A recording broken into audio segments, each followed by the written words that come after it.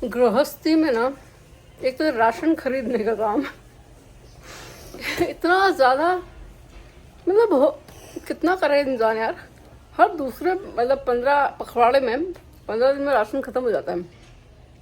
अभी जा रहे हैं हम फिर आटा तेल चावल लेने। ये क्या है यार, ये क्या है ये? अरे आ रहे हो तो तमीज से आओ ना, थोड़ा जल्दी जल्दी बढ़ो तो लंबे हो जाएंगे। भारत में होती होंगी 4 ऋतुएं, हमारे महाराष्ट्र में सिर्फ 2 ही होती है, एक गर्मी और एक बारिश। दिवाली निकल चुकी है, बारिश पाउस संपत नहीं है, बारिश खत्म नहीं हो रही है यहाँ से। राधे राधे। तो गुड मॉर्निंग, आज है मेरा बर्थडे और मैं कभी इतना एक्साइटेड अपने बर्थडे के लिए नहीं रहती। आज हूँ थोड़ी सी, क्योंकि मैं आज बहुत खुश हूँ, क्योंकि मैं पिछले कुछ दिनों से ही खुश हूँ, इसलिए मैं आज भी खुश हूँ। ऐसा कुछ स्पेशल नहीं है कि मेरा बर्थडे इसलिए मैं ज़्यादा खुश हूँ। आप कॉम करो मेका, पहले मैं आती हूँ। बस अब मेका को छोड़ने जाना है बस स्टॉप पे, मेका की तैयारी चल रही है। हाँ बेटा,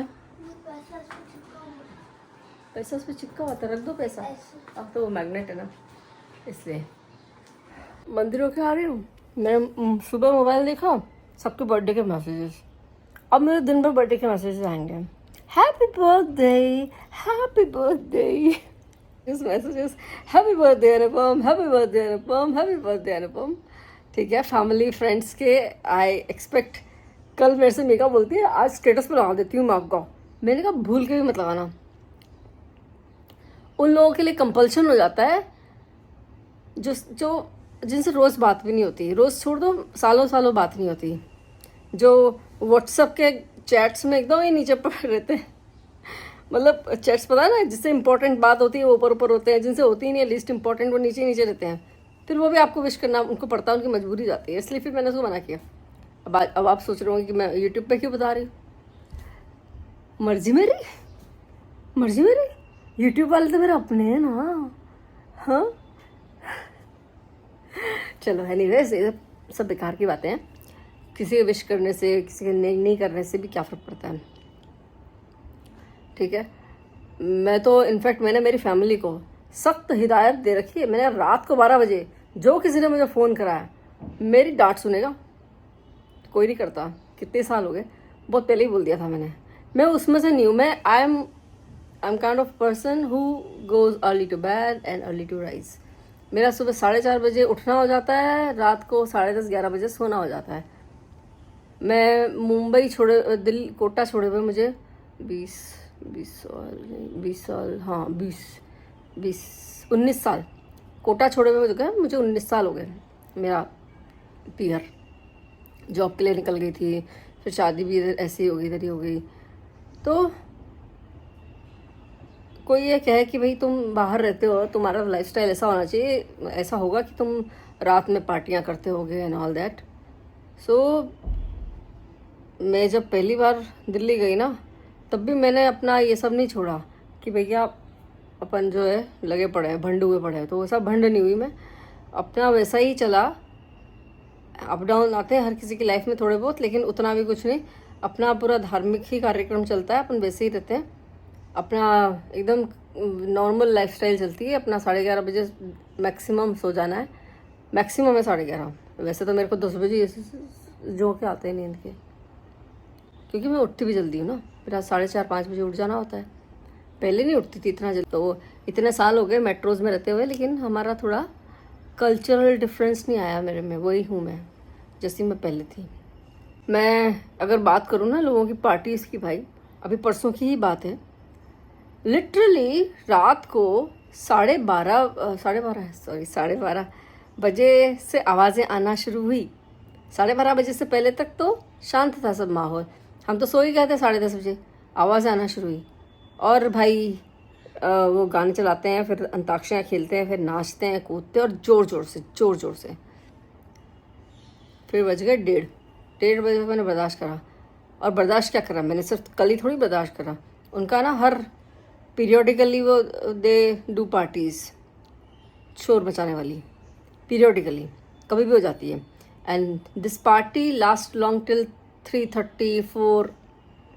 तो भाई कौन बर्दाश्त करेगा। मेरे बेडरूम से जस्ट लगा हुआ है उनका, इतना हमने बर्दाश्त किया, इतना सीरियसली साल भर से बर्दाश्त कर रहे हैं, साल भर से। परसों आया मुझे गुस्सा, मैं अपने हस्बैंड को बिना बताए रात को 1:30 बजे अपने घर से चाबी लेके निकली, उनके घर पहुंच गई। एंड रात के नशे में मैंने, नींद के नशे में मैंने कर दिया ब्लंडर, पड़ोसी के घर की बजा दी बेल। और एक बार नहीं, गुस्से में 3-4 बार। भाई वो निकल के आए, फिर मुझे अचानक से बेल बजाने के बाद रियलाइज़ हुआ, शिट, बाजू वाले की बजानी थी, इधर बजानी थी, इधर बजा दी।